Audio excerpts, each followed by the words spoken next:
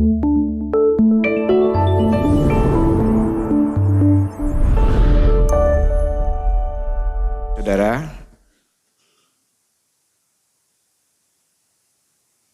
selamat pagi, salam sejahtera bagi kita semua.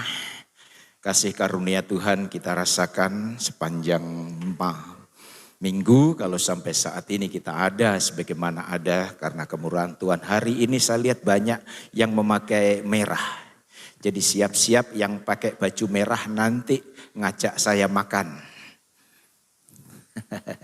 Puji Tuhan ya, tema khotbah hari ini yaitu lawatan Tuhan mengubah kelemahan menjadi berkat. Saudara yakin hal ini? Amin, puji Tuhan. Saudara, sebelum saya lebih jauh menyampaikan ini saya mau tanya. Siapa di antara saudara yang merasa punya kelemahan, angkat tangan?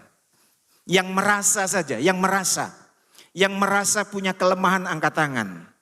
Puji Tuhan, saya lihat semua merasa punya kelemahan. Berarti kita semua ini masih normal ya. Karena siapapun orangnya, apapun profesinya pasti ada titik-titik kelemahan. Dan puji Tuhan itu kita sadari. Nah, seringkali saudara, kita begitu jengkel ketika melihat kelemahan kita. Kita seringkali begitu marah dengan keadaan kita, dengan kelemahan kita. Bahkan tanpa sadar mungkin kita pernah protes sama Tuhan. Tuhan, kenapa kok saya tidak seperti dia? Dia begitu pintar, dia begitu hebat, dia begitu luar biasa. Kenapa engkau menciptakan saya seperti ini yang memiliki banyak keterbatasan, yang memiliki banyak kelemahan? Nah, saudara, sekali lagi kita sering mengeluh dengan keadaan kita sendiri. Kita sering mengeluh dengan kelemahan kita sendiri. Padahal saudara tahu, bagi Tuhan tidak sulit mengubah kelemahan menjadi kekuatan. Amin, saudara. Bagi Tuhan tidak sulit mengubah kekurangan kita menjadi kekuatan yang dahsyat. Bagi Tuhan tidak sulit. Ketika kita menyadari akan hal ini, bahwa bagi Tuhan tidak ada perkara yang mustahil. Ketika kita menyadari bagi Tuhan tidak ada yang sulit, maka kita tidak akan mudah mengeluh. Maka kita tidak akan mudah protes ketika di dalam diri kita ada titik-titik kelemahan. Coba kita lihat ayatnya saudara. Di dalam 1 Korintus. Pasal yang pertama ayat 26, ada beberapa ayat yang akan kita baca saat ini. Di dalam 1 Korintus, pasal yang pertama ayat 26. Ingat saja saudara-saudara, bagaimana keadaan kamu ketika kamu dipanggil. Menurut ukuran manusia, tidak banyak orang yang bijak. Tidak banyak orang yang berpengaruh, tidak banyak orang yang terpandang. Tetapi apa yang bodoh bagi dunia dipilih Allah untuk memalukan orang-orang yang berhikmat. Dan apa yang lemah bagi dunia dipilih Allah untuk memalukan apa yang kuat. Dan apa yang tidak terpandang dan yang hina bagi dunia dipilih Allah. Bahkan apa yang tidak berarti dipilih Allah untuk menjadikan apa yang berarti. Ayat terakhir. Supaya jangan ada seorang manusia pun yang memegahkan diri di hadapan Allah. Puji Tuhan saudara. Ayat-ayat yang baru kita baca sebenarnya merupakan satu peringatan yang keras bagi jemaat yang ada di Korintus pada waktu itu. Nah, rupanya saudara, kalau saudara melihat sejarah bagaimana perkembangan pekerjaan Tuhan di Korintus itu begitu luar biasa. Perkembangan pekerjaan Tuhan di Korintus itu begitu luar biasa. Ada begitu banyak orang yang dulunya tidak mengenal Allah yang benar. Mereka hanya sekedar tahu Allah, tetapi tidak tahu persis siapa Allah yang benar. Mereka tidak mengenal, tetapi lewat pelayanan hamba-hamba Tuhan, banyak mereka percaya kepada Yesus, banyak mereka bertobat, banyak mereka percaya Yesus sebagai Tuhan dan Juru Selamat. Secara pribadi, luar biasa. Tetapi rupanya saudaraku, perkembangan yang terjadi di jemaat di Korintus rupanya memunculkan perselisihan. Perkembangan yang terjadi di jemaat di Korintus rupanya memunculkan konflik. Ada yang berkata, pekerjaan Tuhan di Korintus itu maju gara-gara saya. Kelompok yang lain pun juga berkata, pekerjaan Tuhan di Korintus berkembang itu juga gara-gara saya. Terjadilah sesuatu yang tidak diinginkan, saudaraku. Itulah sebabnya ayat-ayat yang kita baca tadi dengan keras Rasul Paulus menegar mereka, saudaraku. Sehingga mereka langsung diam. Karena apa? Terjadi keributan. Dan memang biasanya begitu, saudaraku. Masing-masing mengakui itu karena saya. Karena saya ialah yang hebat, sayalah yang lebih berkontribusi, sayalah yang sering memunculkan sesuatu, sayalah yang banyak hal, saudaraku. Kondisi yang tidak sehat inilah yang membuat terpaksa Rasul Paulus menegurnya. Jemaat Korintus mulai membanggakan dirinya. Menganggap dirinya, akulah yang paling hebat, akulah yang luar biasa. Kalau saudara kita lihat di dalam ayat yang ke-26 tadi. Terpaksa Rasul Paulus menegur mereka, ingat bagaimana keadaanmu pada waktu kamu baru dipanggil. Ingat, kamu tidak punya hikmat apa-apa, kamu orang biasa saja. Nah, saudaraku, seharusnya kita sebagai anak Tuhan, kesadaran ini harus ada pada kita. Kalau kita tidak memiliki kesadaran akan hal ini, kalau kita tidak diingatkan kembali, kita biasanya lepas kontrol. Bangga jemaat yang ada di Korintus dengan kemajuan itu. Tetapi Rasul Paulus jelas menegur dengan keras.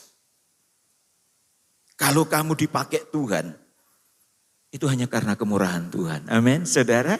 Kalau kamu dipakai Tuhan, itu hanya karena kemurahan Tuhan.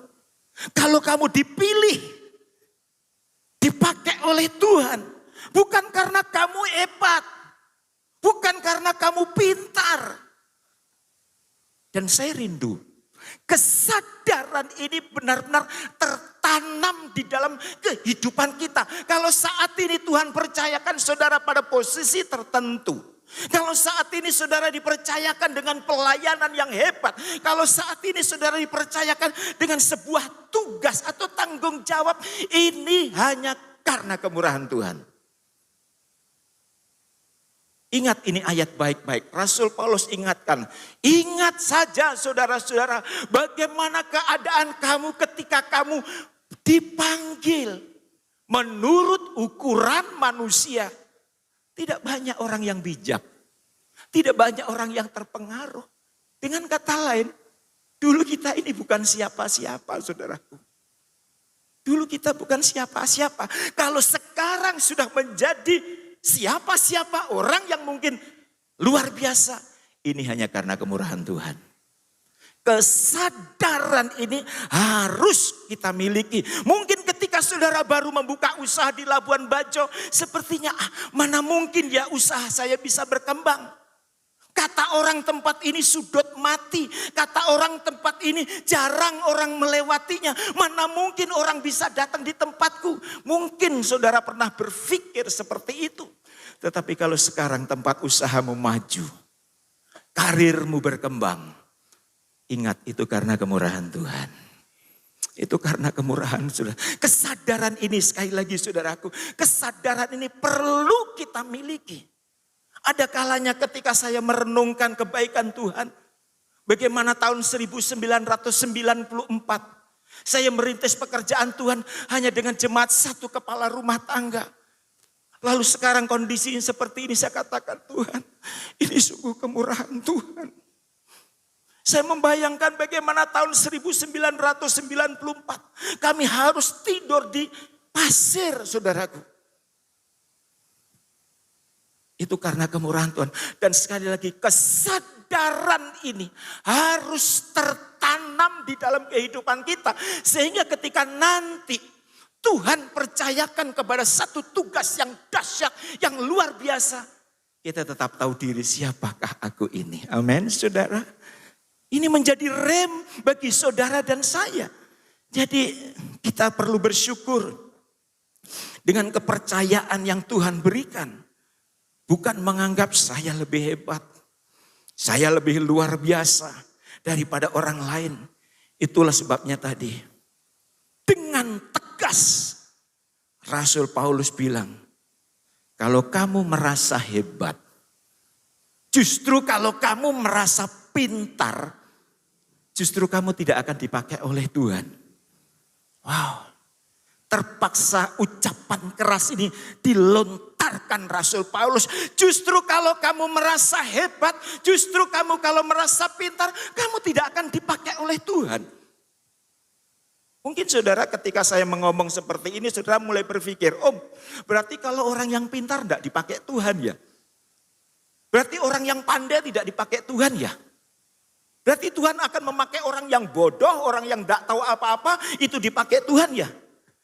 Artinya orang yang pintar tidak bisa dipakai Tuhan. Mungkin saudara punya pemikiran seperti itu. Coba kita lihat ayatnya sekali lagi, ayat 27 tadi. Tetapi apa yang bodoh bagi dunia dipilih Allah untuk memalukan orang-orang yang berhikmat. Dan apa yang lemah bagi dunia dipilih Allah untuk memalukan orang yang kuat. Dan apa yang tidak terpandang dan yang hina bagi dunia dipilih Allah. Wow, saudaraku. Sungguh luar biasa ini. Sepertinya ayat ini kontra ya. Kok Tuhan kok memakai orang yang bodoh? Memalukan orang yang pintar. Kok sepertinya ayat ini tidak masuk akal? Apakah benar orang yang bodoh akan dipakai Allah? Apakah benar orang yang pintar tidak dipakai oleh Allah? Saudara, arti dari ayat ini adalah yang akan dipakai oleh Allah adalah kalau orang itu merasa bodoh di hadapan Allah. Amin, saudaraku. Orang itu mungkin memiliki banyak talenta. Orang itu mungkin memiliki banyak kemampuan, banyak bakat karunia. Pintar. Tapi kalau merasa bodoh di hadapan Allah, merasa tidak mampu di hadapan Allah, justru orang-orang inilah yang akan dipakai oleh Allah. Ayo, pujian tadi sungguh luar biasa. Siapakah aku ini Tuhan? Siapakah aku ini Tuhan? Ayo, jadi ketika kita memiliki kesadaran bahwa di hadapan Tuhan kita ini bukan siapa-siapa, maka Tuhan akan percayakan sesuatu. Orang yang rendah hati Tuhan akan percayakan sesuatu, saudaraku. Dan memang sekali lagi ini dibutuhkan satu kerendahan. Jadi jangan minder dengan keterbatasanmu. Jangan minder dengan kelemahan-kelemahan yang Tuhan berikan kepada kita, saudaraku. Karena apa? Sekali lagi, bagi Tuhan tidak sulit mengubah kelemahan menjadi kekuatan. Amin, saudara. Berikan kemuliaan untuk Tuhan kita Yesus Kristus. Bagi Tuhan tidak sulit mengubah kekurangan kita menjadi berkat bagi orang lain. Nanti kita akan lihat ada beberapa contoh. Bagaimana orang yang tidak terpandang, orang yang tidak ternilai menurut ukuran manusia, tetapi dapat memalukan orang yang berhikmat, dapat memalukan orang yang terkenal. Jadi intinya, kita semua bisa dipakai Tuhan. Saudara yakin akan hal ini? Kita semua bisa dipakai Tuhan. Kalau kita merasa, Tuhan aku tidak mampu, aku tidak mampu. Ketika hal ini ada pada kita, Tuhan akan terus kasih kemampuan. Tuhan akan terus kasih kemampuan. Tuhan akan terus kasih hikmat. Tuhan akan terus tambahkan kekuatan. Tuhan mengalir dalam kehidupan kita. Saya melihat ada satu contoh saudaraku, di mana ada satu pribadi yang sebelumnya orang ini diremehkan, yang sebelumnya orang ini tidak masuk hitungan menurut manusia, tetapi Tuhan memakai orang ini menjadi luar biasa, menjadi heran, sehingga mendatangkan kemuliaan nama Tuhan. Yaitu seorang yang buta, dia buta sejak lahir. Kalau saudara melihat di dalam Yohanes pasal yang ke-9, ada seorang buta, dia buta sejak lahir dan pekerjaannya saudara tahu dia menjadi hanya seorang pengemis. Pengemis buta sejak lahir. Dan kita tahu biasanya seorang pengemis saudaraku itu menurut ukuran manusia itu pekerjaan hina. Menurut ukuran manusia seorang pengemis itu pekerjaan yang hina. Baik dulu maupun sekarang saudaraku, itu pekerjaan orang yang hina saudaraku. Jarang manusia sekarang begitu fokus memperhatikan seorang pengemis. Mereka memperhatikan bukan memberikan sesuatu, berarti ditangkap untuk dimasukkan ke tempat. Itu pekerjaan seorang pengemis, jadi hina, tidak masuk hitungan. Tidak ada mendapatkan perhatian saudaraku. Itu pekerjaan seorang pengemis. Tetapi kita lihat perubahan terjadi. Dialami seorang pengemis yang buta saudaraku. Ketika Tuhan menjamah orang ini. Ketika Tuhan melawat orang ini. Dan Alkitab katakan, ketika Tuhan datang menyembuhkan saudaraku, menjamah mata pengemis ini saudaraku, Alkitab mengatakan dia jadi bisa melihat dengan terang. Terjadi perubahan yang radikal, terjadi perubahan yang luar biasa. Dan setelah orang ini bisa melihat, bagaimana reaksi daripada orang-orang di sekitarnya. Kita lihat ayatnya. Di dalam Yohanes pasal 9. Ayat yang ke-8 mulai. Tetapi tetangga-tetangganya dan mereka yang dahulu mengenalnya sebagai pengemis berkata, bukankah dia ini yang selalu mengemis? Ayat yang ke-9, ada yang berkata benar, dialah dia. Ada pula yang berkata bukan, tetapi ia serupa dengan dia. Orang itu sendiri berkata, benar, akulah dia. Dari ayat ini menggambarkan atau memiliki satu pelajaran saudaraku. Ketika Tuhan melawat seseorang, pertama terjadi perubahan. Ini. Ketika lawatan Tuhan kita alami, itu akan terjadi perubahan. Contohnya tadi, dia sejak lahir dia buta saudaraku. Tetapi ketika dia alami lawatan Tuhan, matanya bisa melihat, itu yang pertama. Lalu yang kedua, sebelumnya orang ini tidak masuk hitungan. Sebelumnya orang ini dianggap orang-orang biasa, tidak ada pengaruh saudaraku. Tetapi setelah dia alami lawatan Tuhan, menjadi bahan cerita. Tetangga-tetangganya mulai ngomong. Tetangga-tetangganya mulai kepo. Saudaraku, mulai ngomong. Kemarin Ibu Gembala cerita sama saya. Waktu di kegiatan ibadah kaum muda. Katanya sekarang panca indera itu ada indera ke-7. Kalau indera ke-5 kita tahu ya. Telinga, hidung, mata. Saudaraku, mulut sama peraba ini, kulit itu panca indera 5. Kalau indera ke-6 itu bisa melihat yang tidak bisa lihat, dia melihat ini, melihat itu indera ke-6. Ada indera ke-7, apa itu? Kepo. Itu indera ke-7, pengen tahu orang lain, pengennya tahu dia makan di mana, naik apa, pakaiannya apa, itu indera ke-7 saudara. Itu kata Ibu Gembala. Saudaraku, itu indera ketujuh. Nah saudara, sekali lagi ketika orang ini belum alami lawatan Tuhan. Orang tidak peduli dengan orang buta ini. Ketika orang buta ini belum alami lawatan Tuhan, orang tidak peduli dengan orang ini. Tetapi saudara lihat, ketika dia alami lawatan Tuhan, mulai menjadi bahan cerita. Tetangga-tetangganya, loh bukankah orang ini orang yang buta sejak lahir? Mulai jadi bahan cerita, mulai menjadi pusat perhatian. Ada yang mengatakan benar, dia sejak lahir. Ada yang mengatakan bukan, itu orang itu mirip dengan dia. Ada satu pelajaran yang indah dari kisah ini. Ketika Roh Kudus menjamah saudara, lalu dalam hidup kita terjadi perubahan yang radikal, saudara akan menjadi bahan cerita. Amin saudara. Bahan cerita yang positif. Duh, orang ini saya kenal dulu.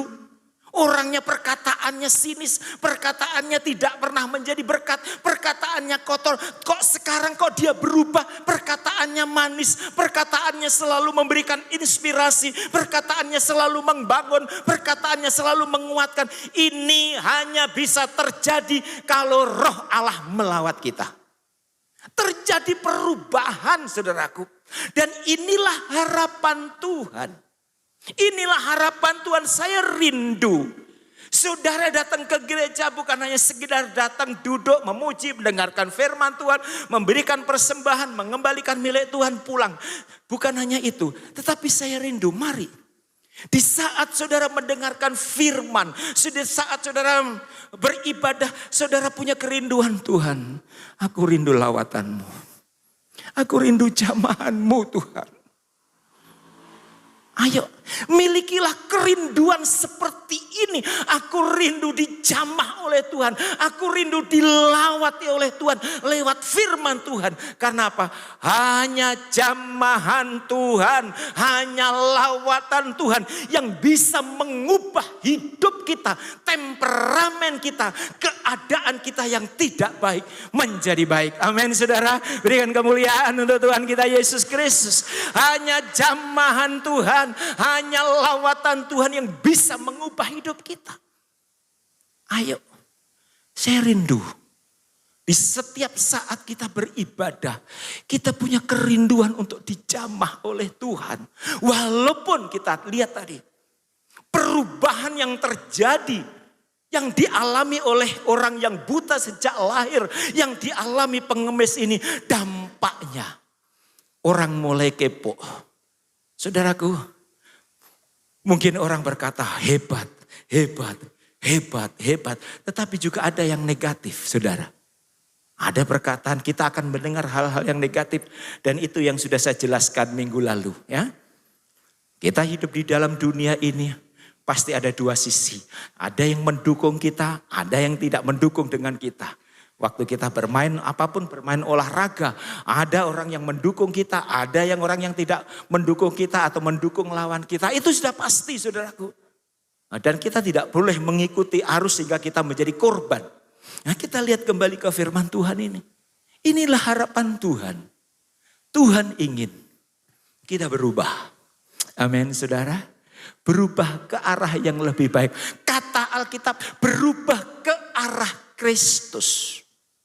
Ini impian Tuhan, ini yang ada di dalam hati Tuhan. Ada perubahan yang radikal ke arah Yesus. Dan itulah yang bisa mendatangkan kemuliaan bagi Tuhan. Luar biasa ini saudara.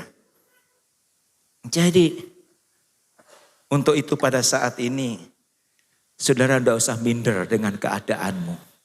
Ya, saudara tidak usah minder dengan kekuranganmu. Tidak usah minder dengan kelemahanmu. Bagi Tuhan tidak sulit mengubah hidup kita. Amin. Amin. Tetapi yang Tuhan mau kita rindu dijamah oleh Roh Kudus. Dijamah untuk itu, alami jamahan itu saudaraku. Alami jamahan itu. Alami jamahan itu. Coba kita perhatikan ayat yang ke-9.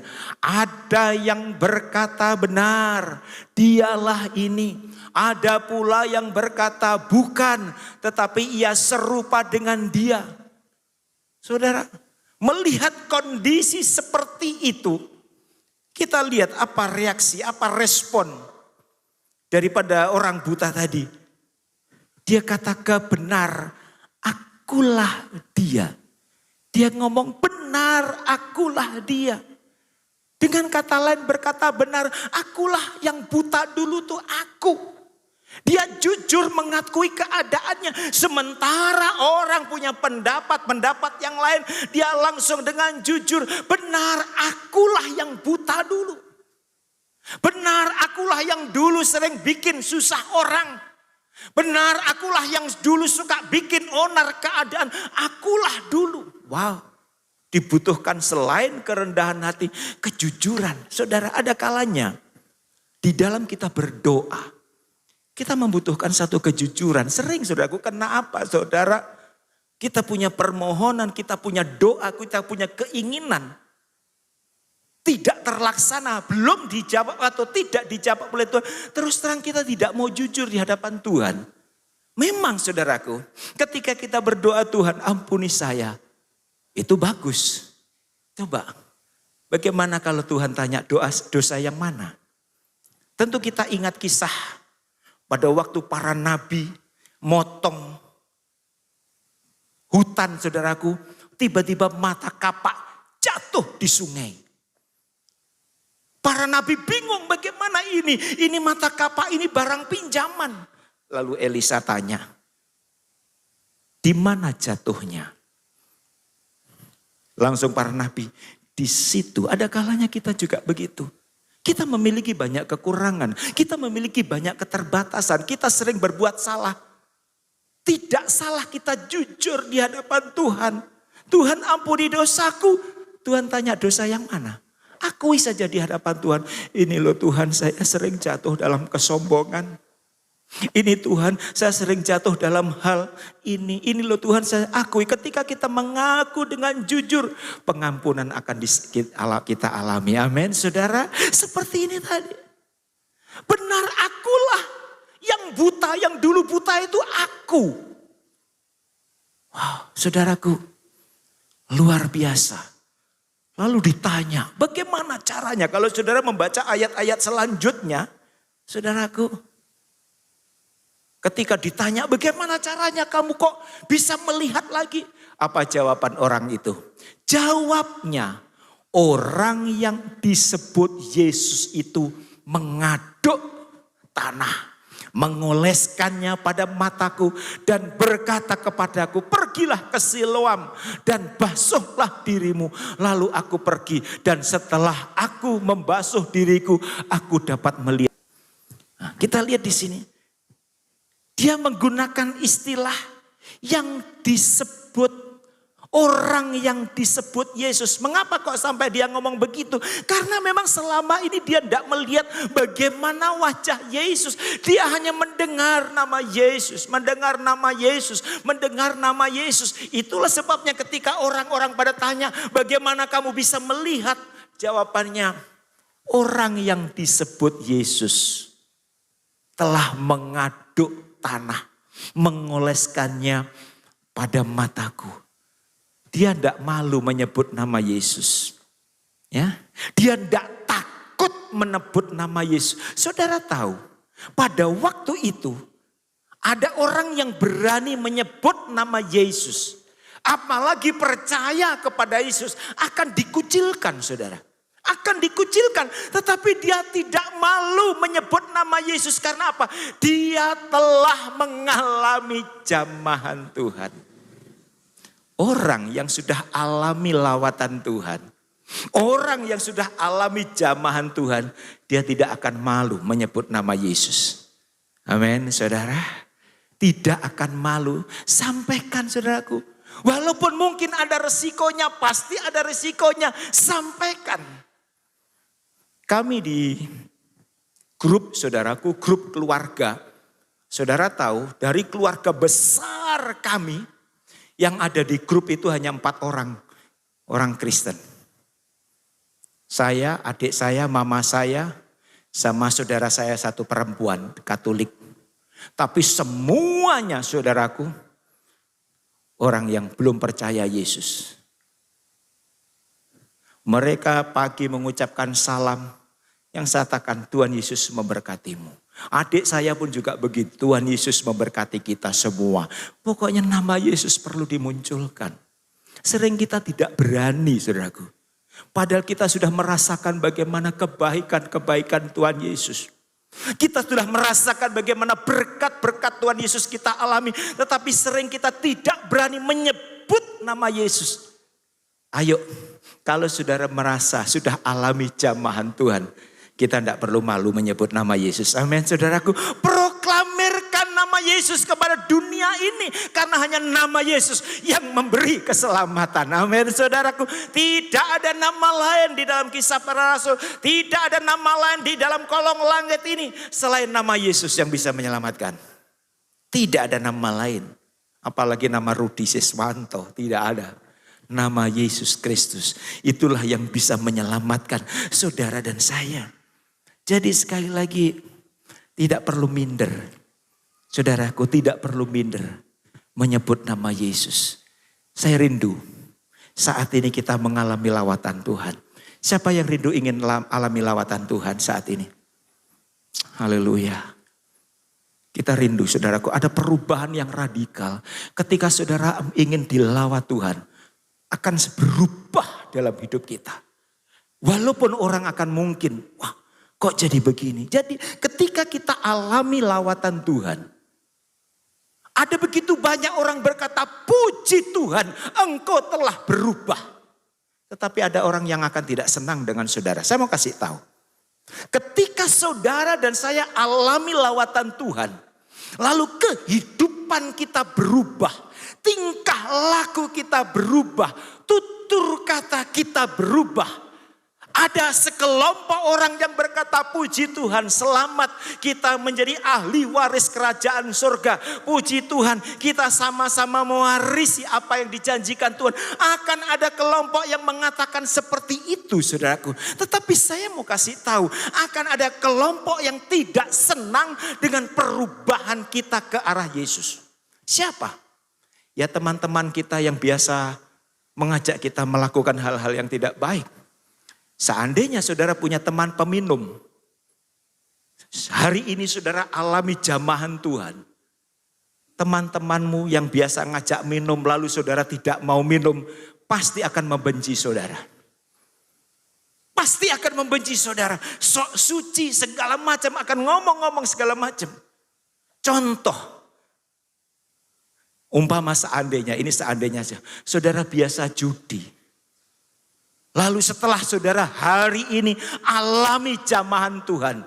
Lalu saudara mengambil keputusan mulai saat ini aku tidak mau berjudi lagi.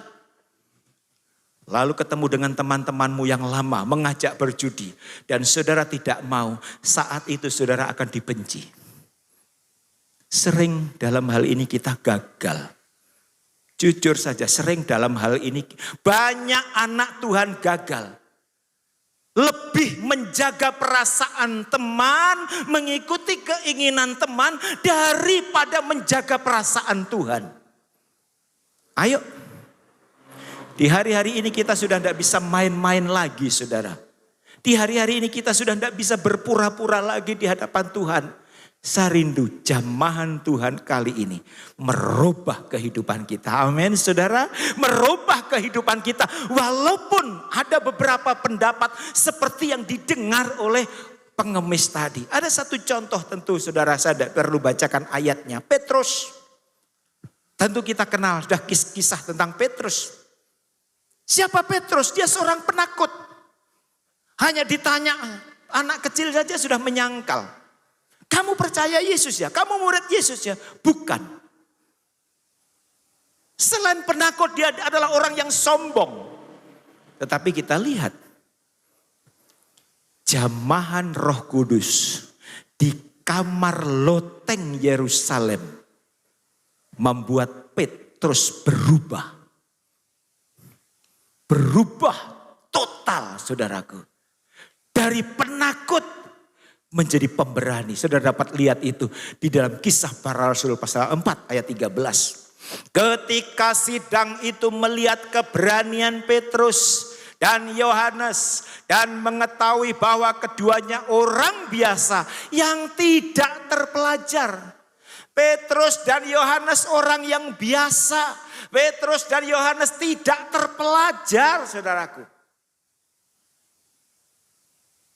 Heranlah mereka dan mereka mengenal keduanya sebagai pengikut Yesus.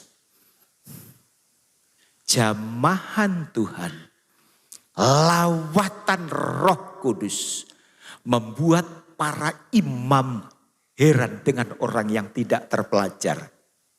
Jamahan Tuhan, jamahan Roh Kudus membuat kepala pengawal bait Allah, membuat orang-orang Saduki heran dengan keberanian Petrus dan Yohanes. Kita lihat di sini. Kalau saudara dan saya alami jamahan Roh Kudus. Sekali lagi, kalau saudara dan saya alami jamahan Roh Kudus, orang akan heran. Amin saudara. Orang akan heran dan saya rindu, saya berdoa. Pagi hari ini kita semua dijamah Roh Kudus. Sehingga orang akan kok orang ini kok perkataannya kok jadi enak.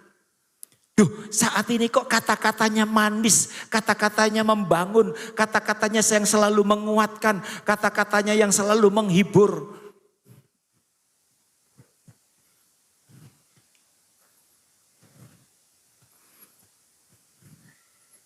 Itu terjadi kalau ada perubahan dalam hidup kita. Ayo kita minta Roh Kudus, jamah aku.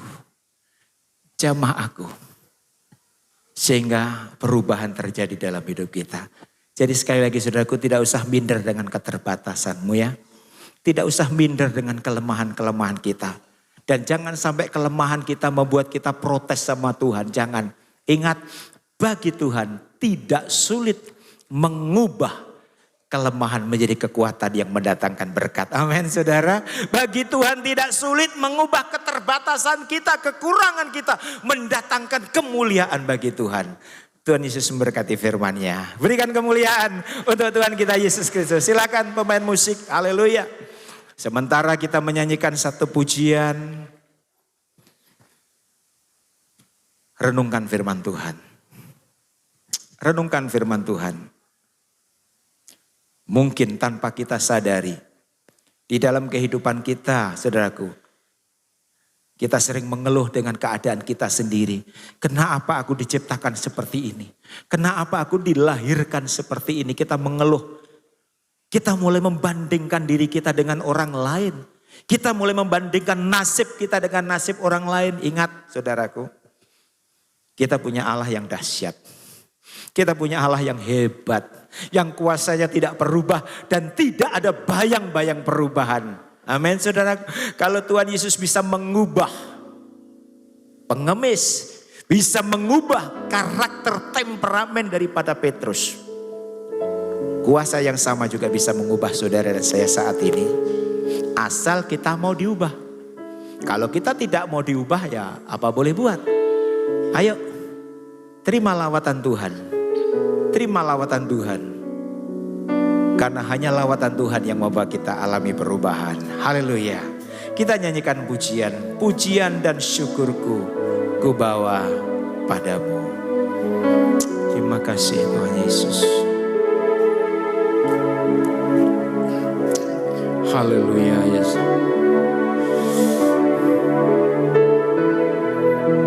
Terima kasih.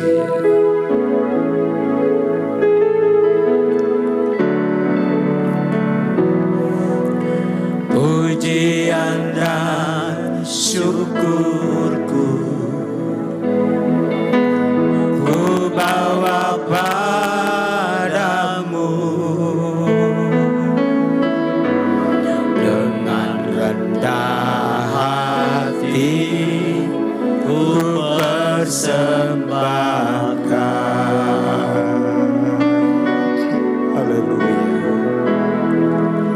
Sadar bila ku ada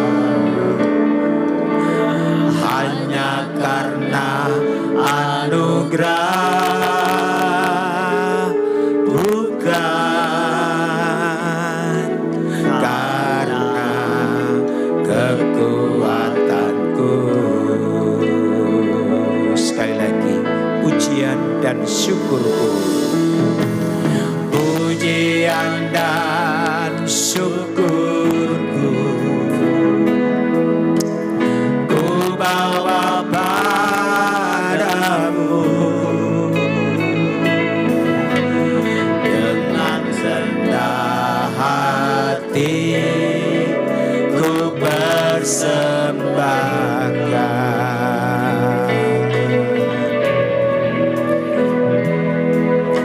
Sadar bila ku ada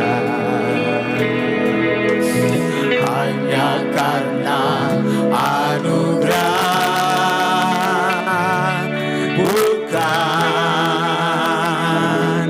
karena kekuatanku. Haleluya. Ku tahu hidupku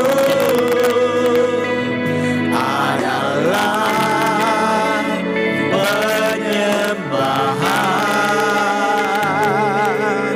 Kau ciptakanku dalam kemuliaan-Mu.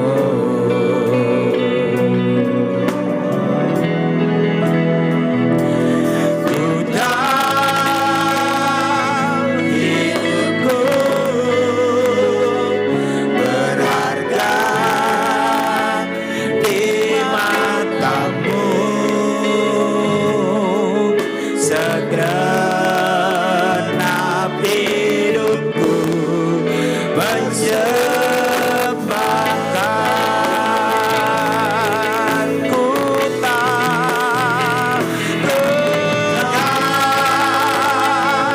hidupku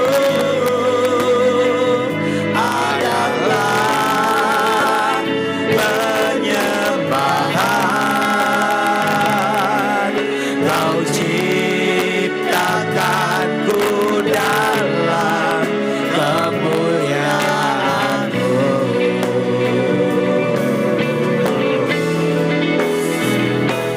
Ku tahu hidupku berharga di mata-Mu. Segenap hidupku persembahkan. Mari saudara, dengan kasih Kristus, saya jemput kita semua bangkit berdiri. Pujian dan mari kita nyanyikan pujian ini bersama-sama. Ku bawa padamu. Terima kasih Tuhan Yesus. Dengan rendah hati ku persembahkan.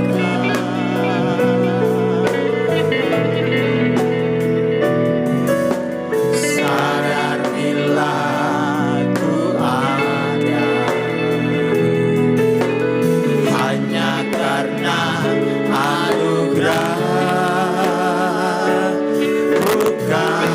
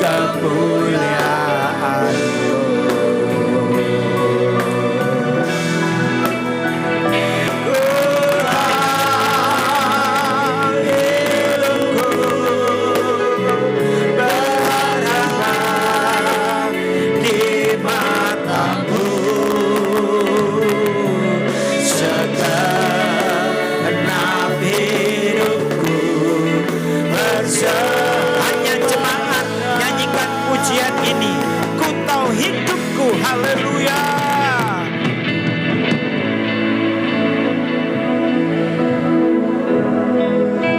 Amin, amin, amin, amin. Benar Tuhan.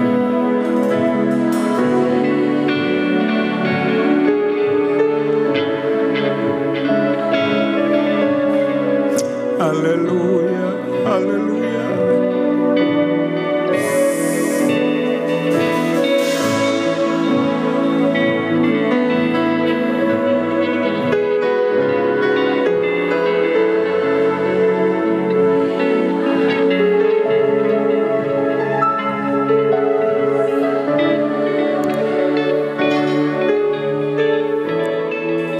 Saudara,